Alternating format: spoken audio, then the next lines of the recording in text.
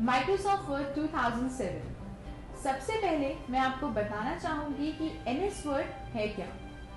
MS word सबसे ज़्यादा use होने वाला सॉफ्टवेयर प्रोग्राम है जो आपको आसानी से डॉक्यूमेंट क्रिएट करने में सहायता प्रदान करता है। डॉक्यूमेंट का मतलब है वह इलेक्ट्रॉनिक फाइल्स जो एमएस वर्ड का प्रयोग करके बनाई गई हैं और जिसमें टेक्स्ट और ग्राफिक्स का यूज हो। मैं आपको बताना चाहूंगी कि एमएस वर्ड और कोई भी वर्ड प्रोसेसिंग प्रोग्राम हमें और भी सुविधाएं प्रदान करते हैं जिससे हम डॉक्यूमेंट में होने वाली गलतियों को आसानी से पहचान सकते हैं और उन्हें सुधार भी सकते हैं। किसी भी प्रेजेंटेशन का ग्राफिक्स और फॉन्ट चेंज करके हम और भी आकर्षक बना सकते हैं। किसी भी टेक्स्ट को आसानी से लाइन या पैराग्राफ के बीच इंसर्ट, डिलीट और रीअरेंज कर सकते हैं। डॉक्यूमेंट को सेव कर सकते हैं ताकि हमें भविष्य में कभी भी जरूरत हो तो हम उसे यूज कर सकें। अपने डॉक्यूमेंट को सुंदर बनाने के लिए हम पिक्चर्स, ग्राफिक्स, टेबल्स का इस्तेमाल टेक्स्ट के साथ कर सकते हैं। किसी भी डॉक्यूमेंट की कई कॉपीज क्रिएट कर सकते हैं। तो अब आपको अंदाजा हो ही गया होगा कि एमएस वर्ड हमारे लिए कितना महत्वपूर्ण है। तो आइए चलते हैं कंप्यूटर स्क्रीन पर और ओपन करते हैं Microsoft Windows 2007। Starting MS word 2007। Microsoft Word 2007 open करने के लिए आप सबसे पहले स्टार्ट पर जाएं और फिर ऑल प्रोग्राम्स पर जाएं। उसके बाद आप माइक्रोसॉफ्ट ऑफिस पर जाएं और फिर माइक्रोसॉफ्ट ऑफिस 2007 पर क्लिक करें। इस पर क्लिक करते ही आपके सामने माइक्रोसॉफ्ट वर्ड 2007 ओपन हो जाएगा। माइक्रोसॉफ्ट वर्ड 2007 जब सबसे पहले ओपन होता है तो यह एक न्यू डॉक्यूमेंट के साथ ओपन होता है। तो आइए अब हम इसे अपनी जरूरत के हिसाब से बदलें। इसमें कई तरह के टूल्स आपको यहाँ दिख रही हैं। ये जो आपको ऊपर टूल्स दिख रही हैं, इन्हें बोला जाता है रिबन। रिबन को मिनिमाइज करने के लिए आप यहाँ ऊपर रिबन पर क्लिक करें और मिनिमाइज द रिबन पे क्लिक करें। मिनिमाइज द रिबन क्लिक करते ही रिबन मिनिमाइज हो जाता है। अब इसे दोबारा वापस लाने के लिए आप यहीं पर दोबारा क्लिक करें और मिनिमाइज का बटन और मिनिमाइज द रिबन पर अनचेक करें। इससे रिबन दोबारा मैक्सिमाइज हो जाता है। ऊपर बाईं तरफ आप देखेंगे तो ये क्विक एक्सेस टूल बार है। क्विक एक्सेस टूल बार में आपको बाय डिफॉल्ट 3 ही options, quick access tool bar में आपको बाय डिफॉल्ट 3 ही ऑप्शंस दिखाई देंगे। पहला ऑप्शन है सेव, दूसरा ऑप्शन है अनडू और तीसरा है रीडू। अगर हमें इनके अलावा कोई और ऑप्शन या कमांड यहाँ डालनी है तो हम अपने माउस पॉइंटर को इस छोटे से एरो पे ले जाएंगे तो ये दिखाता है क्विक एक्सेस टूल बार। तो अगर हम इसमें क्लिक करके न्यू ऑप्शन को सिलेक्ट करते हैं तो फिर न्यू ऑप्शन यहाँ पर ऐड हो जाएगा। तो अब हम यहाँ पर दोबारा क्लिक करेंगे और यहाँ से ओपन कमांड चूज करेंगे तो ओपन कमांड भी यहाँ क्विक एक्सेस टूल बार में ऐड हो जाएगी। तो इसी तरह हम दोबारा क्लिक करके इन आइकन्स के द्वारा आप अपने डॉक्यूमेंट को किसी भी ऑप्शन के अंदर जाए बिना यहाँ से डायरेक्ट सेव करते हैं और आप न्यू डॉक्यूमेंट क्रिएट कर सकते हैं या फिर कोई बना बनाया डॉक्यूमेंट ओपन कर सकते हैं। Saving a new document. अब हम आपको सिखाएंगे कि एमएस वर्ड 2007 में डॉक्यूमेंट कैसे सेव किया जाता है। आपको ये याद रखना जरूरी है कि आप कोई भी डॉक्यूमेंट बना रहे हैं तो उसे सेव करना बेहद जरूरी है। अगर आप डॉक्यूमेंट को सेव नहीं करते हैं तो पावर प्लग हट जाने पर या बिजली चले जाने पर आप कंप्यूटर बंद हो सकता है जिससे आपकी सारी मेहनत बेकार हो सकती है। अब हम जानते हैं कि माइक्रोसॉफ्ट वर्ड 2007 में किसी डॉक्यूमेंट को कैसे सेव किया जाता है। कोई भी डॉक्यूमेंट क्रिएट करते वक्त आपको ये याद रखना जरूरी है कि आप उसे सेव जरूर करें। अगर आप उसे सेव नहीं करते हैं तो पावर कोड बंद हो जाने से या बिजली चले जाने से आपका कंप्यूटर बंद हो जाएगा और आपका डॉक्यूमेंट भी बंद हो जाएगा और इस तरह आपकी सारी मेहनत खराब हो जाएगी और आप उस मेहनत को दोबारा नहीं ला सकते। तो इसलिए डॉक्यूमेंट को सेव करना बेहद जरूरी है। माइक्रोसॉफ्ट वर्ड में डॉक्यूमेंट को सेव करने के लिए आप ऊपर बाईं तरफ बने स्टार्ट मेन्यू बटन पर जाएं और क्लिक करें। इस पर क्लिक करते ही आपको यहाँ पर सेव करने के लिए दो ऑप्शन नजर आएंगे, सेव और सेव एज। अब ये ध्यान दीजिए कि सेव और सेव एज में क्या डिफरेंस है। अपने डॉक्यूमेंट को सेव करने के लिए आप सेव पर क्लिक करें। इस पर क्लिक करते ही आपके सामने ये डायलॉग बॉक्स ओपन होगा और ये आपसे डायरेक्टरी लोकेशन और फाइल नेम पूछेगा। तो अब मान लीजिए हमें अपना डॉक्यूमेंट कंप्यूटर के डेस्कटॉप पे सेव करना है, तो हम इसे डायरेक्टरी नेम देंगे डेस्कटॉप और फाइल नेम देंगे स्मार्ट वैल्यू मॉड्यूल। तो अब आप सेव पर क्लिक करें तो आप देखेंगे कि आपका डॉक्यूमेंट डेस्कटॉप पे सेव हो गया। तो आइए अब देखते हैं डेस्कटॉप पर हमारा डॉक्यूमेंट सेव हुआ या नहीं। तो देखिए ये डॉक्यूमेंट यहाँ पर सेव हो चुका है स्मार्ट वैल्यू मॉड्यूल के नाम से। अगर आपको किसी और फाइल को किसी और डायरेक्टरी लोकेशन पे या किसी और नेम से सेव करना है तो आप सेव एज ऑप्शन को चुन सकते हैं। अगर आप सेव एज पर क्लिक करते हैं तो ये आपसे दोबारा डायरेक्टरी लोकेशन और फाइल नेम पूछेगा। तो अब हम इसे डायरेक्टरी लोकेशन देते हैं डॉक्यूमेंट्स और फाइल नेम देते हैं स्मार्ट वैल्यू मॉड्यूल 2 और अब सेव पर जाकर इसे सेव कर देते हैं। अगर आपको इस डॉक्यूमेंट को किसी ऐसे व्यक्ति को भेजना है जिनके पास माइक्रोसॉफ्ट वर्ड 2007 वर्जन नहीं है तो आप इसे इसके लोअर वर्जन में भी सेव कर सकते हैं। इस ऑप्शन के थ्रू सेव करने से यह उनके कंप्यूटर में आसानी से ओपन हो जाएगा। तो जैसा कि आप देख रहे हैं मैं इसे नाम दे रही हूँ smart value module for client और इसे लोअर वर्जन में सेव कर रही हूँ ताकि ये आसानी से उनके कंप्यूटर में ओपन हो जाए। आप इस डॉक्यूमेंट को सेव एज में जाकर पीडीएफ में जाकर पीडीएफ फॉर्मेट पे भी सेव कर सकते हैं। पीडीएफ का मतलब होता है पोर्टेबल डॉक्यूमेंट फॉर्मेट। तो अब हम इसे सेव कर देते हैं। पीडीएफ फॉर्मेट में सेव करने से ये डॉक्यूमेंट आपके या किसी और के कंप्यूटर पे माइक्रोसॉफ्ट वर्ड ना होने पर भी एक्रोबैट रीडर में फॉर्मेट में ओपन हो जाता है। अब ये जो एप्लीकेशन हमने टाइप करके रखी हुई है हमें उसका फॉन्ट चेंज करना है। फॉन्ट से मतलब होता है लिखे शब्दों की लिखावट। उसके बाद हम सेलेक्ट ऑल पर क्लिक करके सारे टेक्स्ट को सिलेक्ट कर सकते हैं। तो इस तरह सारा टेक्स्ट सिलेक्ट हो जाएगा। तो फॉन्ट चेंज करने के लिए आप ऊपर रिबन ऑप्शन में जाएं और यहाँ बाईं तरफ फॉन्ट ग्रुप में फॉन्ट टाइप ऑप्शन पर क्लिक करें। फॉन्ट टाइप ऑप्शन पर क्लिक करते ही आपको यहाँ ये नीचे सारे फॉन्ट्स शो करेगा। आप यहाँ दिए गए फॉन्ट्स में अपने माउस पॉइंटर को ले जाकर फॉन्ट्स के टाइप जान सकते हैं और इसे अपने हिसाब से बदल भी सकते हैं। जैसे कि हम अगर चाहते हैं कि ये सारे टेक्स्ट वर्डाना फॉन्ट में आ जाएं, तो हम वर्डाना फॉन्ट में क्लिक करेंगे और ये सारा टेक्स्ट वर्डाना फॉन्ट में आ जाएगा। जैसे कि आप देख रहे हैं कि सारा टेक्स्ट वर्डाना फॉन्ट में आ चुका है। हम इस टेक्स्ट का साइज भी छोटा या बड़ा कर सकते हैं। टेक्स्ट का साइज छोटा या बड़ा करने के लिए हम दोबारा से इसे सिलेक्ट ऑप्शन में जाकर सिलेक्ट ऑल पर क्लिक करके सिलेक्ट करेंगे तो सारा टेक्स्ट सिलेक्ट हो जाएगा और ऊपर रिबन में दिए गए फॉन्ट साइज में जाकर इसे चेंज कर सकते हैं। जैसा कि आपको यहाँ पर हर तरह के साइज दिए गए हैं। मान लीजिए कि हमें डॉक्यूमेंट के टेक्स्ट का साइज चाहिए 14, तो हम 14 पर क्लिक करेंगे। तो जैसा कि आप देख सकते हैं सारे टेक्स्ट का साइज 14 हो गया। तो अब अगर हमें इस डॉक्यूमेंट में टेक्स्ट का कलर चेंज करना है तो आप या तो इसे ड्रैग करके कोई सेंटेंस सेलेक्ट कर सकते हैं या फिर दोबारा ऊपर जाकर सिलेक्ट में जाकर सिलेक्ट ऑल में क्लिक करके सारा टेक्स्ट सिलेक्ट कर सकते हैं। और फिर इनका कलर चेंज करने के लिए आप ऊपर रिबन में जाकर फॉन्ट ऑप्शन में क्लिक करके और फिर फॉन्ट कलर में जाकर अपने मुताबिक दिए गए कलर्स को चुने। जैसे मैंने चुना ब्लू, तो आप देखेंगे सारा टेक्स्ट ब्लू कलर में आ चुका है।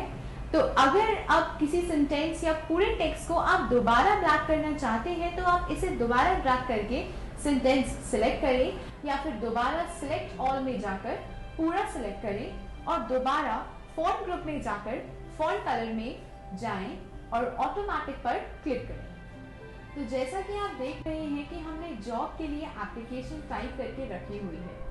तो अब अगर हमें दो पैराग्राफ्स के बीच में कोई सेंटेंस ऐड करना है या कॉपी करना है या फिर रिमूव करना है, तो उसके लिए हमारे पास माइक्रोसॉफ्ट वर्ड 2007 में कई ऑप्शंस होते हैं। तो आइए अब सबसे पहले हम देखते हैं कि किसी भी सेंटेंस को कैसे ऐड किया जाता है।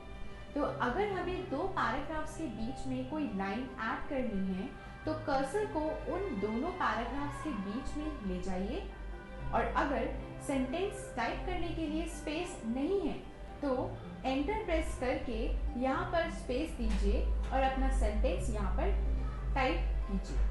तो मैंने यहाँ पर अपना सेंटेंस टाइप कर लिया है। तो इस प्रकार से आप किसी सेंटेंस को दो पैराग्राफ्स के बीच में ऐड कर सकते हैं। तो आइए अब हम देखते हैं कि किसी सेंटेंस को कॉपी करके पेस्ट कैसे किया जाता है। मान लीजिए हम इस पैराग्राफ में से इस सिलेक्टेड टेक्स्ट को कट करके इसे नीचे लेके आना है। तो इसे सिलेक्ट करके आप ऊपर रिबन में जाकर कट ऑप्शन पे क्लिक करेंगे। इस पर क्लिक करते ही ये सेंटेंस यहाँ से रिमूव हो जाएगा। और अगर इसे नीचे पेस्ट करने के लिए आप कर्सर को नीचे ले जाकर क्लिक करें और फिर दोबारा रिबन में जाकर पेस्ट पर जाकर क्लिक करते हैं। पेस्ट पर क्लिक करते ही सेंटेंस यहाँ पर पेस्ट हो जाएगा। तो जैसा कि आप देख रहे हैं कि यह सेंटेंस यहाँ पर पेस्ट हो चुका है।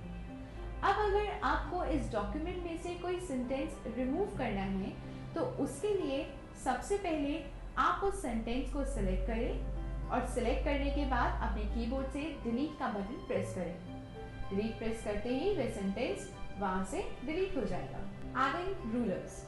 तो आइए अब देखते हैं कि अपने डॉक्यूमेंट में रूलर्स को कैसे ऐड करते हैं। दाईं तरफ आप देखेंगे एक स्क्रॉल बार। इसे ऊपर नीचे करके आप इस डॉक्यूमेंट को ऊपर नीचे स्क्रॉल कर सकते हैं। इसके ठीक ऊपर आप एक छोटा सा बॉक्स देख रहे हैं।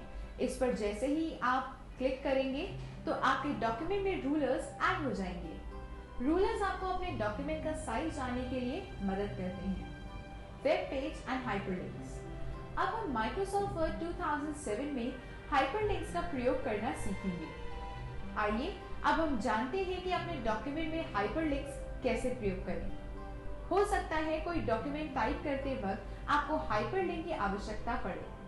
हाइपरलिंक वो होते हैं जिस पर आप एक क्लिक करते ही या तो किसी वेबसाइट पर पहुंच जाते हैं या फिर किसी डॉक्यूमेंट को अपने क्लाइंट को डायरेक्ट मेल कर सकते हैं। अब मान लीजिए हमें अपने नाम के साथ अपना ईमेल एड्रेस भी डालना है। तो सबसे पहले आप अपना ईमेल एड्रेस डालेंगे।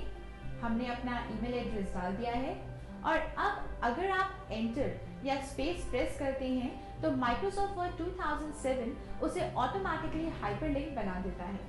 अब अगर हमें इसमें अपना ब्लॉग ऐड करना है तो माय ब्लॉग लिखिए और इसे सिलेक्ट करें। सिलेक्ट करने के बाद इंसर्ट मेन्यू में जाएं और हाइपरलिंक पर क्लिक करें। हाइपरलिंक पर क्लिक करते ही आपको एक एड्रेस की पैलेट दिखाई देगी जिस पर आप अपना वेबसाइट एड्रेस डालेंगे। जैसे हमने वेबसाइट एड्रेस डाला और ओके पर क्लिक किया। इससे हाइपरलिंक बनाने के बाद आप देख सकते हैं इसके टेक्स्ट का कलर चेंज हो चुका है और ये ब्लू कलर में आ चुका है। और साथ ही आप देखेंगे इसके नीचे अंडरलाइन भी है जिससे पता चलता है आपका टेक्स्ट हाइपरलिंक बन चुका है। अब आप किसी वेबसाइट पर जाना चाहते हैं या फिर किसी ब्लॉग पर जाना चाहते हैं तो माय ब्लॉग पर कंट्रोल के साथ क्लिक करें। जैसे कि आप देख सकते हैं कि आप उस वेबसाइट पर आ गए हैं। अब हम इसे क्लोज कर देते हैं और वापस अपने डॉक्यूमेंट पर आ जाते हैं। अब अगर हमने हाइपरलिंक ऐड किया है तो उसे हटाने की भी आवश्यकता पड़ सकती है। उसके लिए आइए देखते हैं क्या करें। हाइपरलिंक हटाने के लिए सबसे पहले हाइपरलिंक को सिलेक्ट करें। अब इस पर राइट क्लिक करके रिमूव हाइपरलिंक करें। लेकिन उससे पहले आप देखेंगे कि यहाँ और भी ऑप्शंस दिए गए हैं जैसे एडिट हाइपरलिंक, जिससे आप अपने हाइपरलिंक को एडिट कर सकते हैं। सिलेक्ट हाइपरलिंक, जिससे आप अपने हाइपरलिंक को सिलेक्ट कर सकते हैं। ओपन हाइपरलिंक, आप इससे हाइपरलिंक को ओपन कर सकते हैं। कॉपी हाइपरलिंक, इससे आप हाइपरलिंक को कॉपी कर सकते हैं। और रिमूव हाइपरलिंक, रिमूव हाइपरलिंक पर क्लिक करते ही आपका हाइपरलिंक रिमूव हो जाएगा और आपका टेक्स्ट दोबारा से ब्लैक कलर में आ जाएगा, जिससे आपको पता चलता है कि आपका हाइपरलिंक हट चुका है। इसी प्रकार से हम अपने डॉक्यूमेंट में हाइपरलिंक ऐड कर सकते हैं और रिमूव। तो अब आपको पता चल ही गया होगा कि हाइपरलिंक्स का प्रयोग कैसे किया जाता है। तो आइए चलते हैं नई कमांड की ओर और अब हम सीखेंगे कि डॉक्यूमेंट को प्रिंट कैसे किया जाता है। Printing of documents. जब आपने अपना डॉक्यूमेंट टाइप कर लिया है तो उसे प्रिंट करने के लिए बाईं तरफ बने ऑफिस बटन पर जाएं और क्लिक करें। उसके बाद आप अपने माउस पॉइंटर को प्रिंट ऑप्शन पर लेकर जाएं। डॉक्यूमेंट को टाइप करने के बाद प्रिंट करने के लिए आपको ये जानना जरूरी है कि वो प्रिंट होने के बाद कैसा दिखेगा। उसके लिए आप बाईं तरफ बने प्रिंट रिव्यू ऑप्शन पर जाएं और क्लिक करें। प्रिंट रिव्यू ऑप्शन आपको दिखाता है कि आपका डॉक्यूमेंट प्रिंट होने के बाद ऐसा दिखेगा। आप अपने डॉक्यूमेंट का मार्जिन ऊपर नीचे दाएं बाएं सेट कर सकते हैं और आप अपने डॉक्यूमेंट का साइज भी सेट कर सकते हैं। इसको सेट करने के लिए आप ऊपर ओपन मार्जिन्स में जाकर कोई भी मार्जिन सिलेक्ट कर सकते हैं और साइज ऑप्शन में जाकर कोई भी साइज चूज कर सकते हैं। साथ ही में आप देखेंगे ओरिएंटेशन ऑप्शन, जिसकी मदद से आप अपने डॉक्यूमेंट को तिरछा या सीधा प्रिंट कर सकते हैं। अगर आपको लगे कि आपके डॉक्यूमेंट की सेटिंग पूरी हो चुकी है तो ऊपर बाईं तरफ बने प्रिंट ऑप्शन पर जाएं और क्लिक करें। क्लिक करते ही आपके सामने एक डायलॉग बॉक्स ओपन हो जाएगा।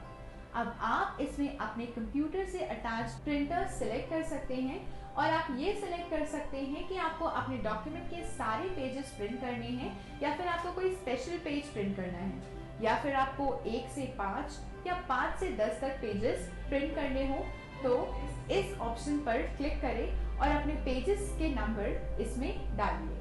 माना हमने 1 से 6 पेजेस प्रिंट करने हैं तो हमने 1 से 6 पेजेस टाइप किए।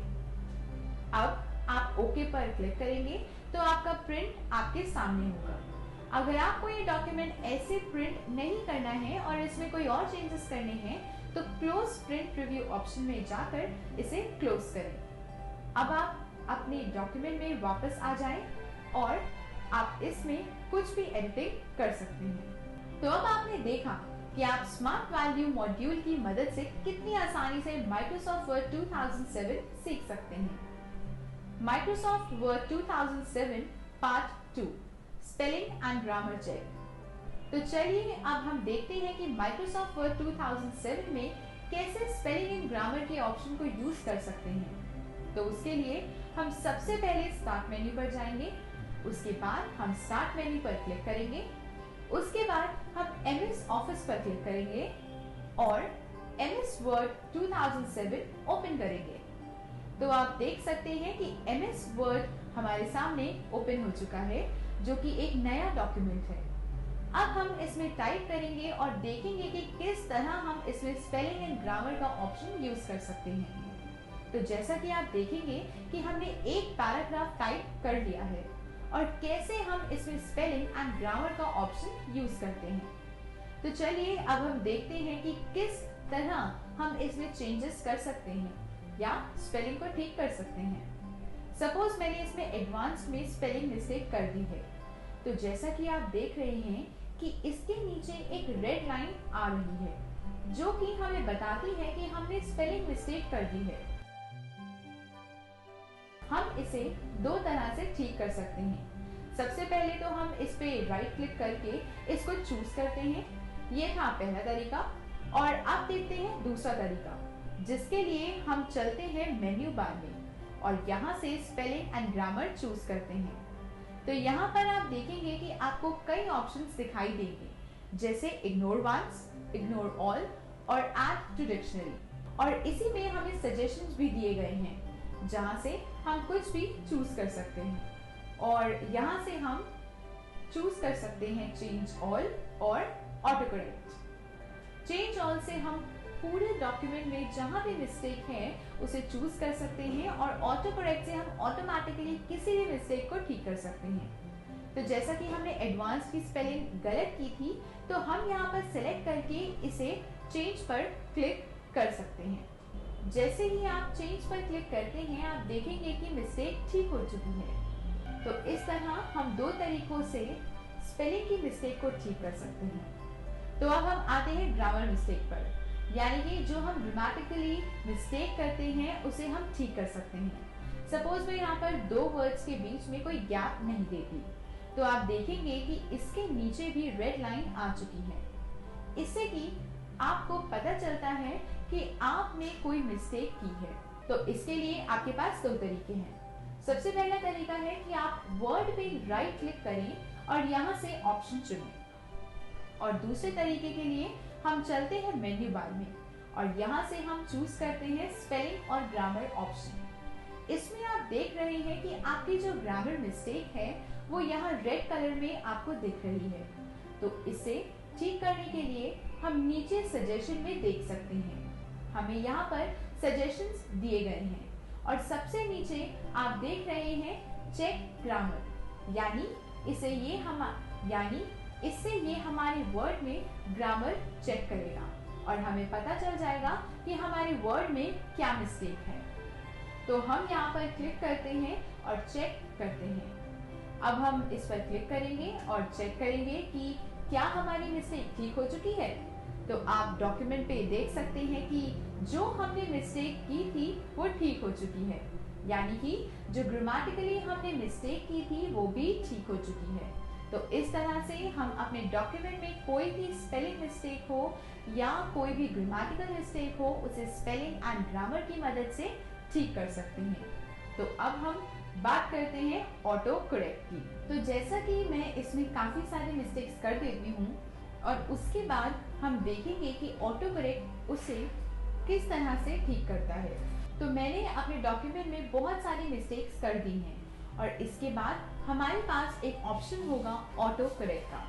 इसके लिए हम दोबारा से ऊपर मेन्यू बार में जाएंगे और यहाँ से स्पेलिंग एंड ग्रामर को चूज करेंगे और इसमें से हम चूज करते हैं ऑटो करेक्ट। यहाँ पर आप देखेंगे कि ऑटो करेक्ट हमें बारी बारी दिखाता है कि हमारे डॉक्यूमेंट में क्या क्या मिस्टेक्स हैं और हम ऑटो करेक्ट का यूज करके उन सभी मिस्टेक्स को ठीक करते जाते हैं।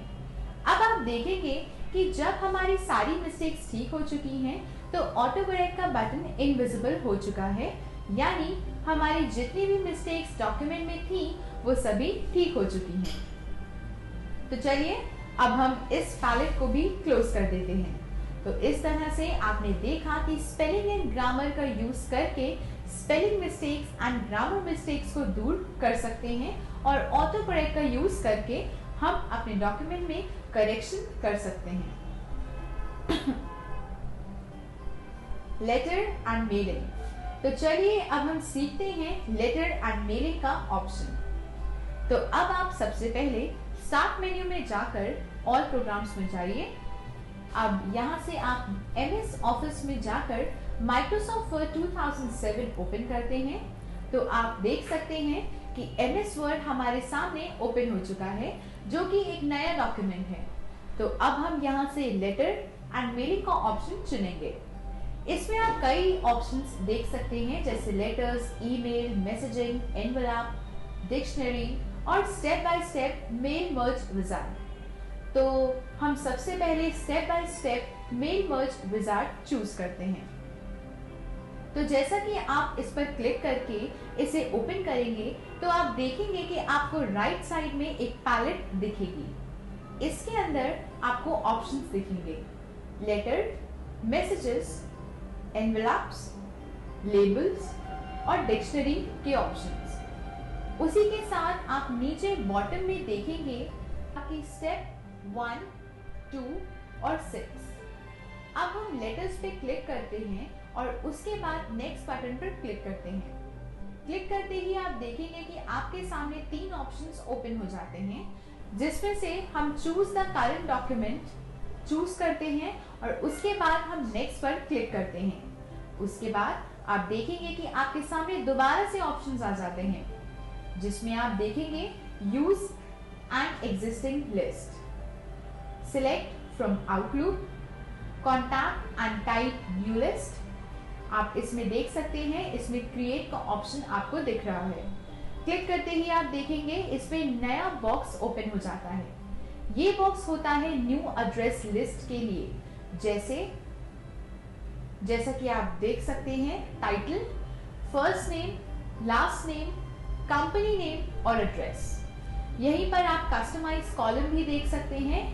कस्टमाइज द्वारा हम लिस्ट को कस्टमाइज कर सकते हैं, यानी कि जो चीज हमें चाहिए होती है हम यहाँ रख लेते हैं और बाकी चीज को हम डिलीट कर देते हैं। जैसे कि मान लीजिए हमें चिप कोड नहीं चाहिए तो हम इसे सिलेक्ट करके डिलीट कर देते हैं। तो इस तरह से ये लिस्ट से हट चुका है। ये काफी फायदेमंद होता है, इससे हम लिस्ट को कस्टमाइज कर सकते हैं। तो ये सब करने के बाद हम ओके पर क्लिक करते हैं। ओके पर क्लिक करके ही आप देख सकते हैं कि यहाँ पर टाइटल है, यहाँ पर टाइटल है। तो टाइटल पर हम कोई भी टाइटल दे सकते हैं। तो माना हम इसे टाइटल दे देते हैं सर। तो जैसे ही हम अपने कीबोर्ड से एंटर प्रेस करेंगे तो यहाँ पर आप देखेंगे कि टाइटल हो चुका है सर।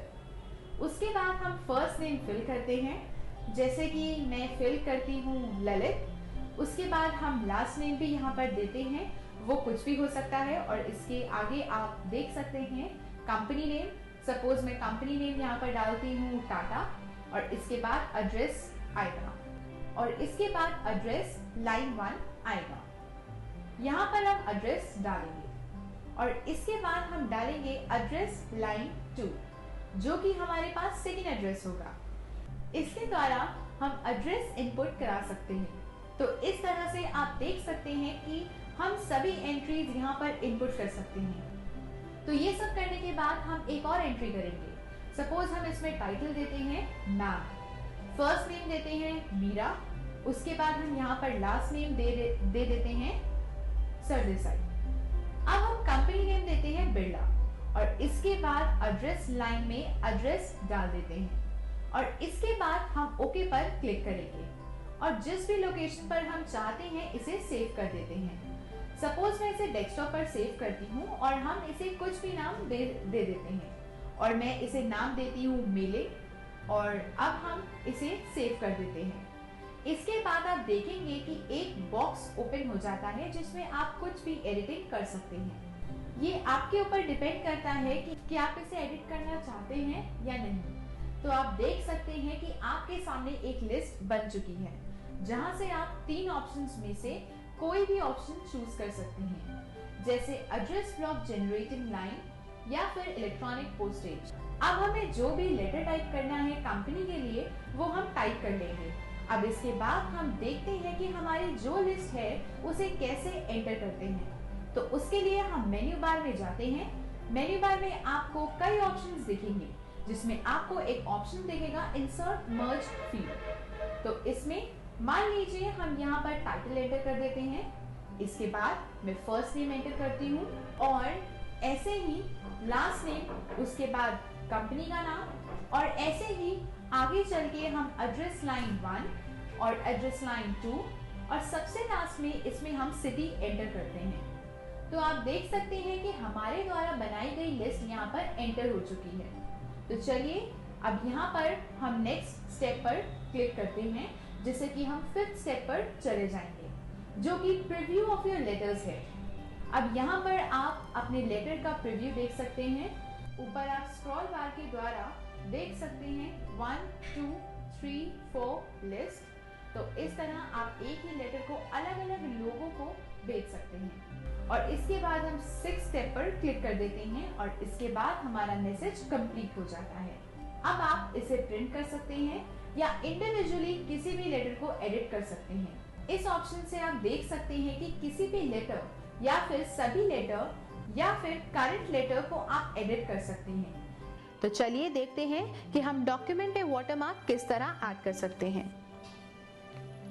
तो हम वाटरमार्क पर जाएंगे, और यहाँ पर आप देख सकते हैं वाटरमार्क पर कई तरह के ऑप्शंस दिए गए हैं, और अगर आप इसे तिरछा देखना चाहते हैं तो यहाँ से ये चूज करिए, और अगर आप चाहते हैं कि वो इस तरह का आए तो यहाँ से ये चूज करिए। इसी तरह से आपको कई तरह के ऑप्शंस दिए गए हैं। तो चलिए मैं यहाँ से फर्स्ट वाला ऑप्शन चूज कर लेती हूँ। तो आप देख सकते हैं कि यहाँ पर कॉन्फिडेंशियल लिखा हुआ आ रहा है। तो चलिए हम यहाँ पर इसका प्रीव्यू देखते हैं।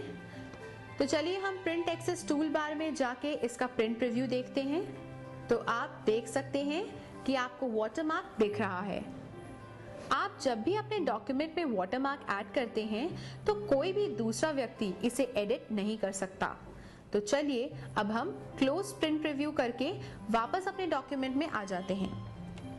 तो आप देखेंगे यहाँ से हम इसे सिलेक्ट कर सकते हैं।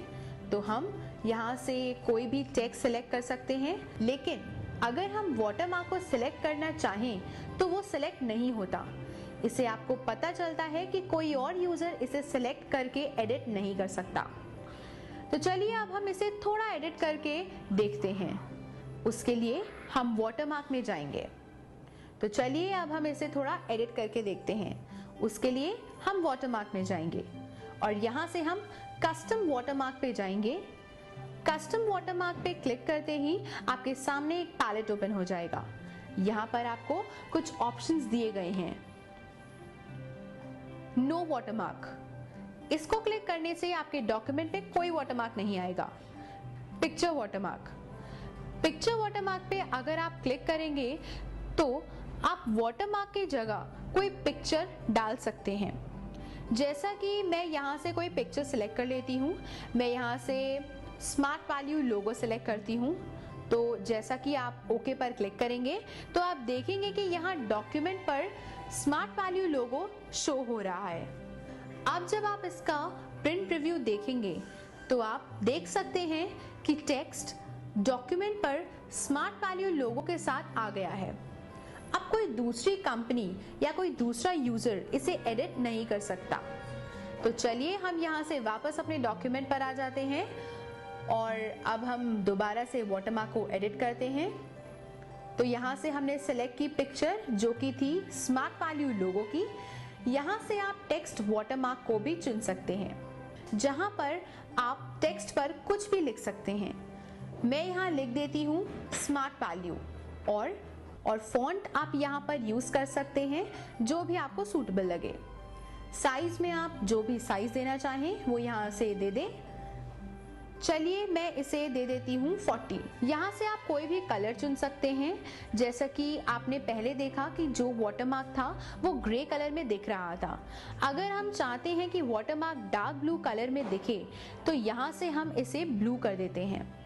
अब जब हम इसे अप्लाई पे क्लिक करेंगे तो आप देखेंगे कि ये डॉक्यूमेंट में अप्लाई हो चुका है और आपको यहाँ पर शो कर रहा है। क्योंकि हमने इसका कलर लिया था ब्लू तो आप देखेंगे कि ये ब्लू आपको यहाँ पर दिख रहा है और टेक्स्ट हमने दिया था स्मार्ट वैल्यू। तो आप देख सकते हैं कि स्मार्ट वैल्यू आपको दिख रहा है। तो चलिए हम यहाँ पर वाटरमार्क का पिक्चर ऐड कर देते हैं। तो चलिए हम क्लोज कर देते हैं। अब हम वाटरमार्क में नेक्स्ट ऑप्शन देखते हैं। उसके लिए यहाँ पर क्लिक करेंगे और आप देख सकते हैं कि यहाँ पर है रिमूव वाटरमार्क। इस पे क्लिक करते ही यहाँ से वाटरमार्क रिमूव हो जाता है। तो इस तरह से आपने सीखा कि आप माइक्रोसॉफ्ट वर्ड 2007 में किस तरह से वाटरमार्क का यूज कर सकते हैं और अपने डॉक्यूमेंट को कॉन्फिडेंशियल बना सकते हैं। तो ऐसे आपने देखा कि आप स्मार्ट वैल्यू ट्यूटोरियल की मदद से किस तरह से माइक्रोसॉफ्ट ऑफिस 2007 सीख सकते हैं।